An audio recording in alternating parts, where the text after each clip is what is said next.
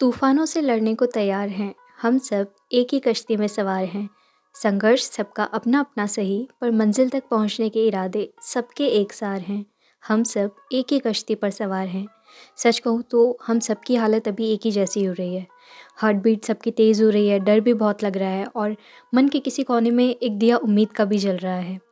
इस दिए को एग्ज़ाम तक हमें किसी भी हाल में बुझने नहीं देना है और ना ही इसकी लौ को कम होने देना है। आज गुरुवार 8 जनवरी से हमारे एग्ज़ाम को सिर्फ 8 ही दिन बचते हैं और इन 8 दिनों को हमें बहुत ही सोच समझ कर स्पेंड करना है, बहुत अच्छे से पढ़ाई करनी है, बहुत अच्छे से रिविज़न करना है। और अगर अभी आपको ये लग रहा होगा ना कि मुझसे पढ़ाई कम हुई है या फिर बाकी लोग मुझसे बहुत अच्छी तरह से पढ़ रहे हैं, ज़्यादा पढ़ रहे हैं, तो यकीन मानो हर एक एस्पिरेंट के मन में अभी यही बात चल रही होगी। मेरे मन में भी यही चल रही है। और अगर हमें ज़रूरत है तो खुद पर भरोसा रखने की है और इन 8 दिनों में खुद को प्रोडक्टिव और मोटिवेट बनाने की है, क्योंकि ये रिस्पॉन्सिबिलिटी तो हमारी है ना, किसी और की तो नहीं है। खुद को मोटिवेट रखना हमारी रिस्पॉन्सिबिलिटी है। अब अगर बात करें एंड टाइम पर हमारी प्रिपरेशन कैसी होनी चाहिए, तो उसके बारे में बात कर लेते हैं। तो पहली बात तो ये है कि हमें बिल्कुल भी घबराना नहीं है और ख़ुद पर पूरा भरोसा रखना है और अब तक हमने जो भी पढ़ा है ना उसको बार बार बस रिवाइज़ करते रहना है। सेकंड ये है कि आपने अभी तक जितने भी टेस्ट वगैरह दिए होंगे और उनमें जो गलतियाँ हुई होगी ना, कौन से टॉपिक थे जिनके आपके क्वेश्चन गलत हो रहे थे, उन पर हमें अभी ज़्यादा फोकस करना है, उनको प्रायोरिटी देनी है। थर्ड है कि दिमाग से ज़्यादा दिल को मजबूत बनाना है। खुद से ये चीज़ दोहराओ कि मैं पूरी कोशिश कर रही हूँ, मैं अपना 100% दे पाऊँगी या दे पाऊँगा।